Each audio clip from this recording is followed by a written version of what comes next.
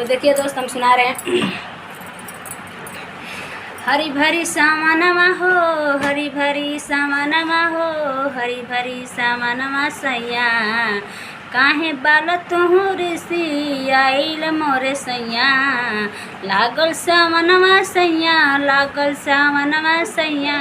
लागल सावनमा, लागल बा बलम जी, सावन में ले चली घुमावे बलम जी, सावन महीनवा घुमा दी बलम जी। हरी हरी सड़िया दिला दी बलम जी, हरी हरी सड़िया दिला दी बलम जी, हरी हरी सड़िया दियाई बलम जी, चूड़िया भी हमरा के ला दी बलम जी, हरी हरी चूड़िया दिला दी बलम जी। सावन महीना सैया बड़ा प्यारा लगे, सावन महीना सैया बड़ा प्यारा लगे, सब कर मनवा में दबा बलम जी, सब कर मनवा में दबा बलम जी, हरी हरी सड़िया लिया दी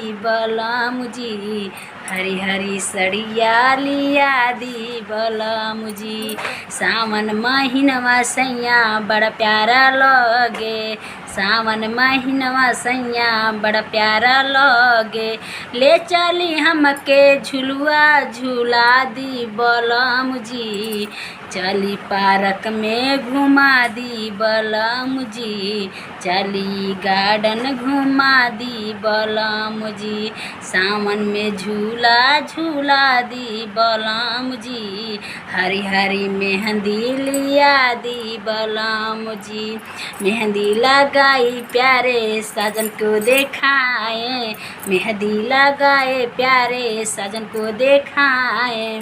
मांगे में से नूरा सजा दी बलम जी, सावन महीनवा घुमा दी बलम जी, सावन महीनवा घुमा दी बलम जी, हरी हरी सड़िया लिया दी बलम जी, हरी हरी सड़िया दिला दो बलम जी। सावन महीनवा भुलायो बलम जी, हमरा के चूड़िया ले आयो बलम जी, हमरा से चूड़िया लायो जी बलम, चूड़िया के साथे साथे झुमका दिलायो, चूड़िया के साथे साथे झुमका दिलायो, हरी हरी टिकुली ले आयो बलम जी, हरी हरी टिकुली ले आयो बलम जी। मेरे ये प्यारे बलम, मेरे ये प्यारे सैया,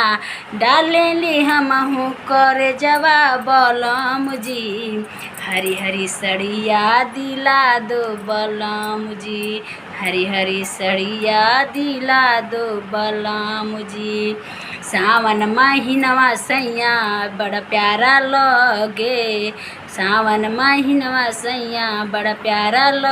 ले चली हमके बजरिया बलम जी, ले चली हमके बजरिया बलम जी, हरी हरी चूड़िया दिला दो बलम जी। तो है दो नमस्ते आप लोग के, बाय, आप लोग सुना दिए।